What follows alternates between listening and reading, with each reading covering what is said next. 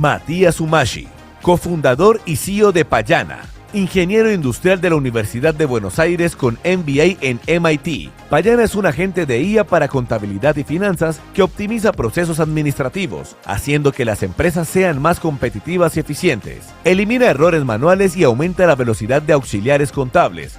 Con un enfoque innovador, busca transformar la contabilidad en una herramienta estratégica que impulse el crecimiento de las empresas.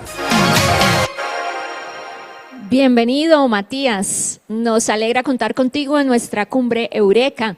Y bueno, de una vez vamos entrando en materia. Sabemos que estabas ahí minutos antes escuchando a nuestro anterior invitado y queremos ahora pues saber, antes de crear Payana, trabajaste en el desarrollo de soluciones tecnológicas y financieras en grandes empresas. ¿En qué momento decidiste dar ese paso y crear tu propio proyecto?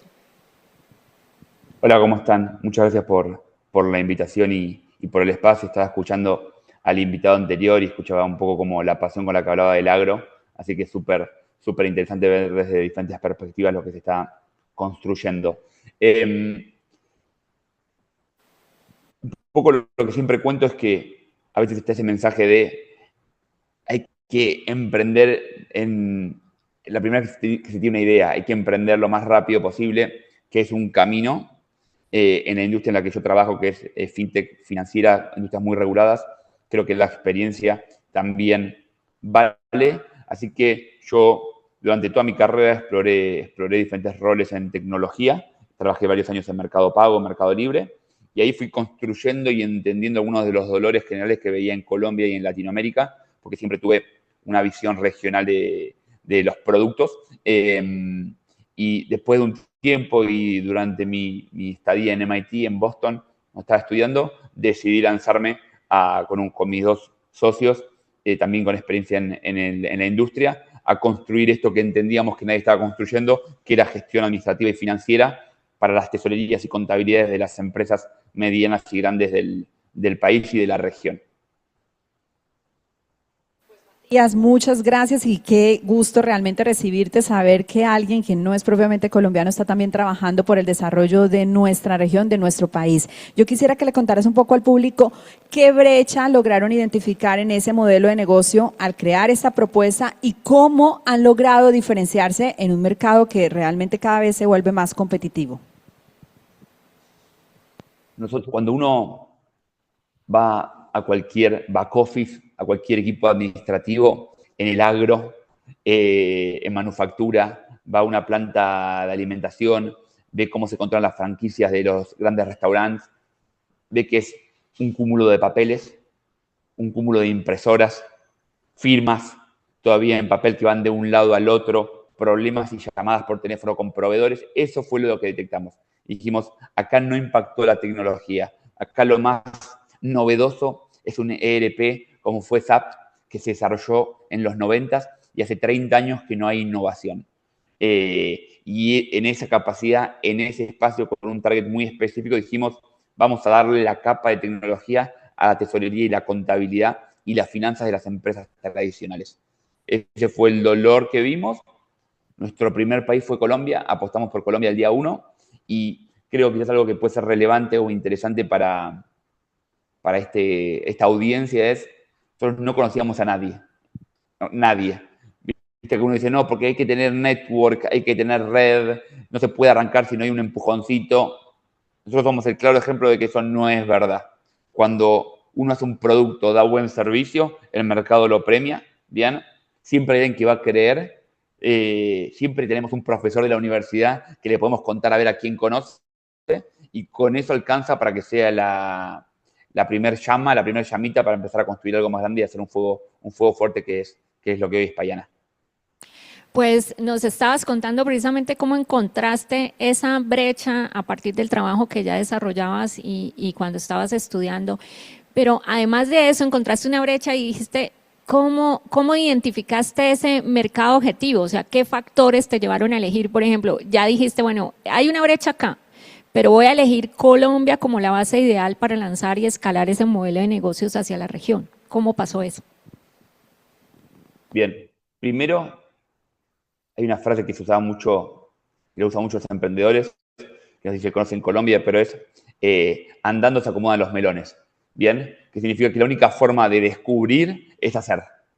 No se quede mucho tiempo pensando, ¿cuál es mi...? Esas palabras a mí me dan miedo. ¿Cuál es mi mercado objetivo? Encuentren un pequeño dolor, un pequeño dolor, y después van a ir como lo van expandiendo. Sé que suena menos estratégico, pero también la palabra estrategia al principio debería ser una mala palabra. Ejecutar, ejecutar, ejecutar es la forma. Conocíamos el mercado colombiano, yo venía mucho por mis trabajos anteriores, sabía que el marco regulatorio y el marco específico estaba dado para construir esto que queríamos hacer. Y también sabíamos, y esto es una realidad, que los empresarios colombianos tienen buena adopción y la reputación muy buena de los emprendedores. Entonces, ser emprendedor, innovar, tomar un poco de riesgo es algo que los empresarios colombianos están acostumbrados. Entonces, todo ese playground, ese lugar nos ponía en un espacio donde decíamos Colombia es un país no muy pequeño, pero tampoco extremadamente grande como un Brasil o como un México, donde hay que salir con mucha más fuerza. La verdad que Colombia como un primer mercado es un país muy, muy bonito para construir.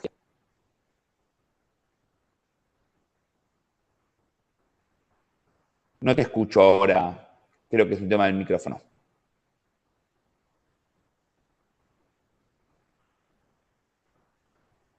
No te escucho. Está muteado el Zoom. Creo.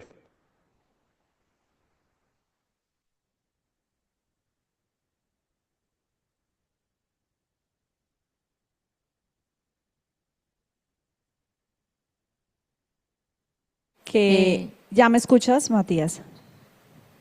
Ahora sí, nuevamente Listo, perfecto. retomamos. Sí, era problema técnico de acá. Bueno, Matías, nos estabas contando que una de las grandes barreras que encontraste, o bueno, que convertiste en oportunidades, es el hecho de que no conocías a nadie. Pero también sabemos que cuando se trata de emprender en otro país, implica adaptarse a nuevas culturas y formas de hacer las cosas. Cuéntanos cómo fue el proceso de esta compañía al llegar a Colombia y cómo lograron transformar ese proceso de adaptación en una oportunidad para generar valor. Buenísima la pregunta. Me gusta. Hay algo de la ingenuidad del emprendedor que dicen que si sabe todo lo que se va a afrontar, nunca comienza. Y creo que también hay algo que nosotros teníamos como extranjeros en Colombia de la ingenuidad del extranjero. Por ejemplo, yo me enteré que hay un preconcepto que en mi caso no aplica, que es que Colombia es un país muy regionalista, que los paisas les compran a los paisas y que los de Bogotá le compran a los de Bogotá. Yo no me enteré, supe 2 años después de eso. ¿Bien? Entonces ahí como no pensaba, uy, ¿de dónde es? ¿Qué, era una empresa del agro, era una empresa de manufactura que estaba en Medellín, que estaba en Antioquia, que estaba en Santander, que estaba aquí y allá, pero ese es un claro ejemplo donde la ingenuidad mía no me ponía preconceptos, no me ponía prebarreras. Iba a hablar con el CEO de una empresa gigante que no lo conocía, entonces le contaba lo que tenía para ofrecerle, iba preparado y le vendíamos. Creo que ese es un punto donde quizás un lado positivo de la ingenuidad del emprendedor. Después también aprendimos un montón de cosas porque tampoco todo es color de rosas, como por ejemplo, los argentinos somos mucho más directos, ¿bien? Nos gusta, no endulzamos tanto las conversaciones. Y en Colombia eso es un poco irreverente, eso no está tan bien visto. Entonces aprendimos también a cómo se vende endulzando las palabras, teniendo un poco más de paciencia en la conversación, construyendo la relación, digo, para contarles no solamente las cosas bonitas, sino también las cosas que aprendimos con el tiempo. Cada cultura tiene sus formas, ¿no? Y yo creo que también toca adaptarse y es lo lindo. Bueno, muy interesante eso que nos dices. Para nosotros también es un reto en la cooperación internacional, esa comunicación. Esas culturas. Sí, ese intercambio cultural. Bueno, y aquí todos nuestros emprendedores y nuestros empresarios siempre, pues algunos así muy emotivamente, recuerdan su primera venta. ¿Cómo fue para ti ese primer momento en que alguien apostó por tu producto y qué impacto tuvo en la motivación para seguir adelante con la empresa? Nuestro primer cliente, que obviamente me lo acuerdo muy bien con nombre y apellido, el gerente, el administrador, el nombre, fue un restaurante grandote porque ofrecemos soluciones a empresas grandes en Medellín y nos dijo, tengo este problema, si me lo resuelven en menos de 3 meses, soy cliente de ustedes. Y ese problema estaba muy asociado, y el refuerzo no era exactamente igual, pero estaba muy asociado a lo que queríamos construir, a nuestra idea, y así fue como tuvimos nuestro primer cliente que nos trajo el segundo y el tercero. Así que eso se recuerda con alegría, pero también como emprendedores tenemos que mantener la estabilidad. Buenos y días muy malos. Es hacer el compound effect de construir y construir. Así es como tratamos de pensar la evolución de Payana. Bueno, pues muy bien, Matías, muchas gracias por aceptar esta invitación con la Cumbre de Emprendimiento Eureka. En nombre de nuestro país, también de los colombianos, te queremos agradecer por esta iniciativa y sobre todo por ayudar, por apalancar el desarrollo de nuestro país a través de estas iniciativas. Esperamos tenerte en otras oportunidades con esta Cumbre de Emprendimiento Eureka y también la invitación queda abierta para que nos acompañes en otros espacios de nuestra universidad y por supuesto del programa UIS Emprende. Feliz de acompañar el emprendimiento colombiano. Tenemos que tener más empresas en Colombia y en la región, más emprendedores y más gente que esté agregando valor. Así que me encanta poder acompañarlos y participar. Cuenten conmigo. Así es, muchas gracias, Matías. Qué bonito mensaje con el que nos vamos en esta entrevista, pero también con la anterior, a seguir creyendo en nuestro país y apostarle a esas iniciativas que están transformando tantas realidades.